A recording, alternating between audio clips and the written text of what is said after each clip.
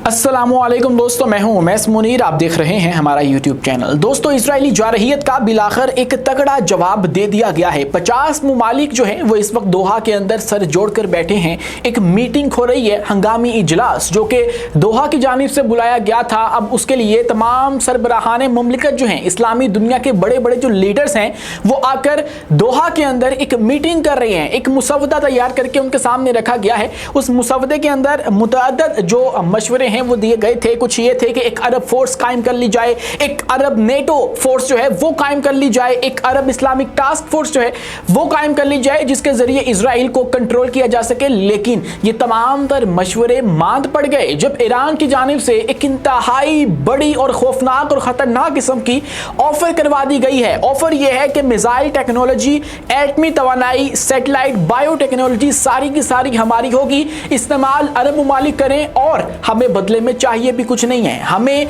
ना तो आपसे कोई भी पैसा हासिल करना है, ना ही कोई और फेवर रिटर्न में चाहिए है। और आप लोग करो ये कि अपना दिफा करो, इजराइल को जवाब दो, ताकि मुस्तकबिल के अंदर किसी दूसरे मुल्क के साथ ऐसा ना हो सके।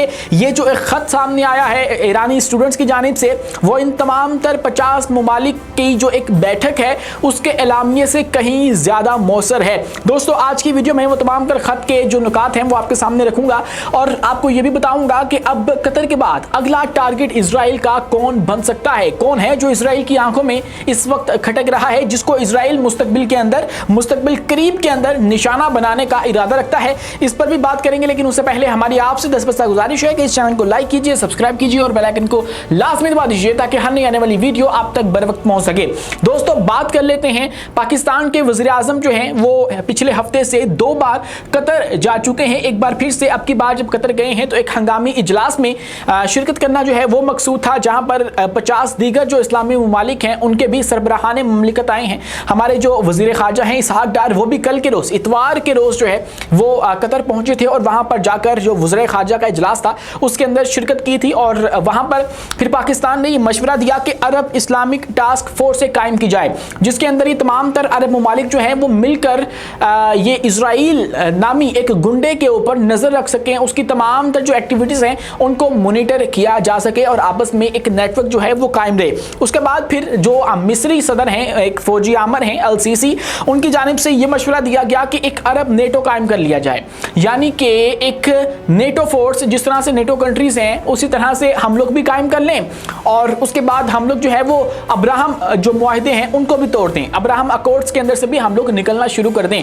ये खबरें भी सामने आ रही हैं जो कि इजराइल के लिए एक बहुत बड़ा सेटबैक होगा, क्योंकि अमेरिका ने बहुत सी इन्वेस्टमेंट की है, बहुत सी लॉबिंग की है, किसी को डराया है, किसी को धमकाया है और फिर जाके इन तमाम तर मुस्लिम मुमालिक को इस बात पर जो है वो मुत्तफिक किया था कि आप लोग इजराइल को तस्लीम कर लो। लेकिन जब इजराइल का कतर के ऊपर एक हमला इन तमाम तर मुमालिक को अपने लिए एक खतरा महसूस होने लगा तो शायद ये इंतहाई कदम जो है वो भी उठा दें। वैसे उम्मीद नहीं है इनसे, इनका माजी देखा जाए तो लगता नहीं है कि ये ऐसा करेंगे जब तक इनके अपने ऊपर ये बात जो है, ये नौबत जो है वो ना आ जाए। लेकिन दोस्तों, ये तमाम तर जो मुसवदे बातें हैं वो तो चल रही हैं, वहीं पर ईरान के अंदर से उनके तलबा ने एक धमाकेदार खत जो है वो अरब हम मनसबों को लिख दिया है, यानी कि जो अरब के स्टूडेंट्स हैं, नौजवान हैं, उनको ये खत लिख दिया गया है। उस खत के अंदर उन्होंने बहुत सी ऑफर्स करवाई हैं और एक रियलिटी चेक दिया है। वो रियलिटी चेक जो कि ये तमाम तर मुमालिक मिलकर भी नहीं दे रहे। और आप देखिए कि इस खत के अंदर ज्यादा सब्सटेंस जो है वो मुझे नजर आ रहा है उन तमाम तर खबरों से जो कि हमें OIC के इस इजलास के अंदर से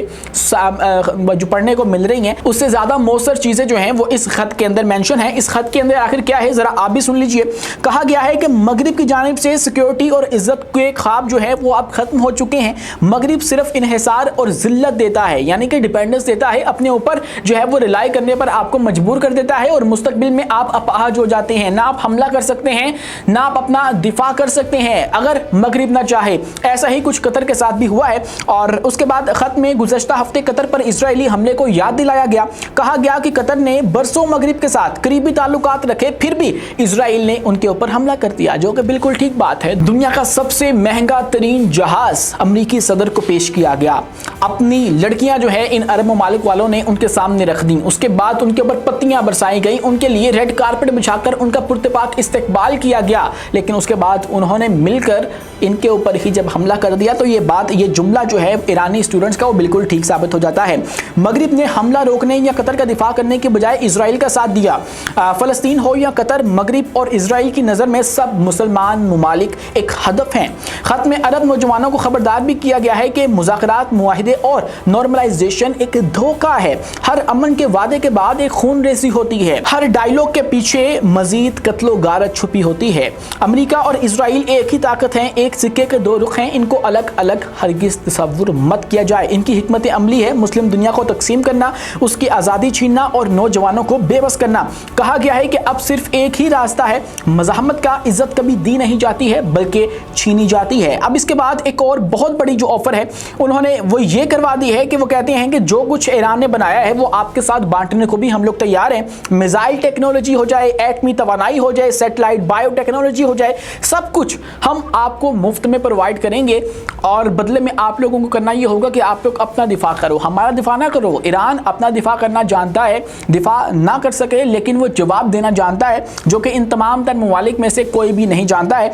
और उन्होंने ये भी कहा कि ये सब मुफ्त होगा, ना मुनाफे के लिए ना किसी फ़ायदे के लिए, बल्कि सिर्फ आपकी आज़ादी के लिए हम लोग ये ऑफ़र जो है वो आपको करवा रहे हैं। तो ये एक जो ख़त है, आप ज़रा इन दोनों को कंपेयर कीजिए कि एक तरफ 57 इस्लामी ममालिक के सरबराहान ममलिकत बैठे हैं, बड़े बड़े जो जहन हैं वो मिलकर बैठे हैं और उन्होंने मिलकर क्या चीज़ तैयार की है कि हम लोग मजम्मत करेंगे, हम लोग एक मुसवदा तैयार करेंगे, इजराइल के खिलाफ एक फोर्स कायम कर देंगे। दूसरी जानिब स्टूडेंट्स जो हैं, ईरानी स्टूडेंट्स, वो कह रहे हैं कि भाई इससे कुछ नहीं होगा, आपको उनको एक अमली तौर पे तगड़ा जवाब देना होगा और वो कागजी सूरत में नहीं होगा, क्योंकि इजराइल आपको जब अटैक करता है तो मिसाइलों से करता है, जंगी जहाज़ों से करता है। वो कागज़ के बने हुए जहाज़ नहीं होते हैं, वो बमबारी होती है जो कि मासूम लोगों के ऊपर की जाती है, जो कि कहा जा रहा है कि एक बार फिर से एक और इस्लामी मुल्क के ऊपर भी की जाएगी और वो कोई और नहीं है बल्कि तुर्की है। क्योंकि तुर्की जो है वो इस वक्त इजराइल की आंखों में खटक रहा है, इजराइल को पसंद नहीं आ रहा, ज़रा नहीं भा रहा है। क्यों नहीं भा रहा है? क्योंकि हर कॉन्फ्लिक्ट के पीछे जो है वो तुर्की आकर क्या नाम लेते हैं दूसरे ममालिकों पर वो करता है कि भाई आप लोग आओ इकट्ठे हो, और आकर इजराइल का जवाब देते हैं।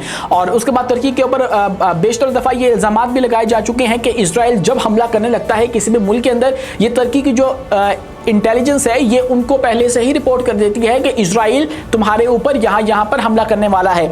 अब क्या हुआ है? अब ये हुआ है कि तुर्की जो है उसके ऊपर ये इल्ज़ाम लगाया गया था कि तुर्की के अंदर एक नेटवर्क ऑपरेट कर रहा है फ़लस्तीनी तंजीम का, और वो ये साजिश कर रहे हैं कि बेन गवीर जो कि इजरायली एक मिनिस्टर है, इंतहाई शिद्दत पसंद एक मिनिस्टर है, आप उसके बयान उठा कर देखें तो आपको जो है वो उसके ऊपर 101 बार लानत भेजने का दिल करेगा। एक ऐसा मिनिस्टर है, ऐसे माइंडसेट वाला मिनिस्टर है।